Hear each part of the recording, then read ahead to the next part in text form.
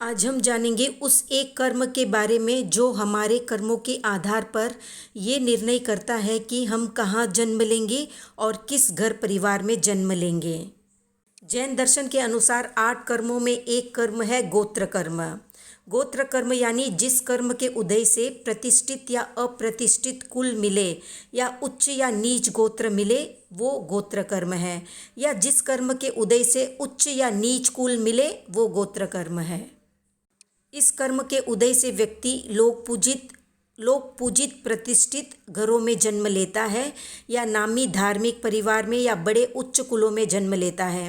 कोई व्यक्ति किस घर में जन्म लेगा? उच्च घराने में, जैसे राजा महाराजा के घर, समाज में नामी व्यक्ति के घर, या आर्थिक रूप से संपन्न घर, या पद प्रतिष्ठा से ऊंचा घर, या निम्न कुल कसाई के घर, भिखारी या दरिद्र के घर, या बलात्कारी के घर, चोर या समाज में बदनाम व्यक्ति के घर, या बदमाश या गुंडे के घर इत्यादि बातों का निर्णय करता है गोत्र कर्म। गोत्र कर्म एक मिट्टी का घड़ा बनाने वाले कुम्हार के समान है। जैसे कुम्हार छोटे बड़े अपनी इच्छा के अनुसार घड़े बनाता है, वैसे ही गोत्र कर्म के उदय से व्यक्ति उच्च कुलों व निम्न कुलों में जन्म लेता है। अब जानते हैं कौन उच्च कुल में पैदा होगा और कौन निम्न कुल में। तो जो व्यक्ति अपना आचरण अच्छा रखते हैं, पाप कार्यों में लगे नहीं रहते, दूसरों की निंदा बुराई नहीं करते, कपट चालाकी से दूर रहते हैं, एक अच्छे इंसान के सारे गुण जिनमें होते हैं, जो नेक, सीधे, सच्चे, ईमानदार, वफादार होते हैं, वे उच्च कुलों में पैदा होते हैं। और जो हिंसा के कार्यों में लगे हुए हैं, झूठ बोलना व चोरी करना जिनका धंधा है, निंदा बुराई और चुगली में है, दुराचारी है या लूज कैरेक्टर है, ऐसे व्यक्तियों का जन्म निम्न कुलों में होता है। गोत्र कर्म के 2 भेद हैं, उच्च गोत्र कर्म व निम्न गोत्र कर्म। उच्च गोत्र कर्म से मिलता है अच्छा कुल, अच्छा घर परिवार, अच्छी जाति, बल और शक्ति संपन्नता, रूप संपन्नता, ज्ञान संपन्नता, भौतिक सुख सुविधा से संपन्नता, लाभ और ऐश्वर्य से संपन्नता। इसके विपरीत निम्न गोत्र कर्म से मिलता है निम्न घर परिवार, कमजोर शरीर, कुरूप चेहरा, दरिद्रता, गरीबी और हर जगह नुकसान। अब जानते हैं उच्च व नीच गोत्र कर्म बंध के मूल कारण।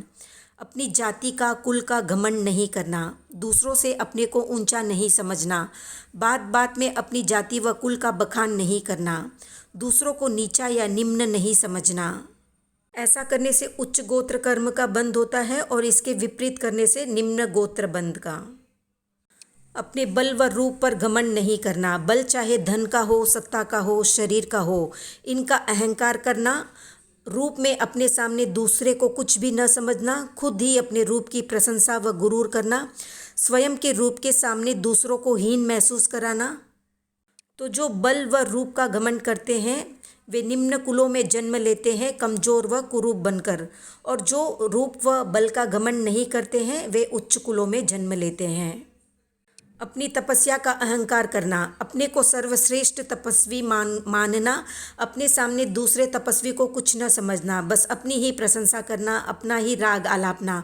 जो ऐसा करते हैं उनके नीच गोत्र कर्म का बंध होता है, और जो ऐसा आचरण नहीं करते उनके उच्च गोत्र का।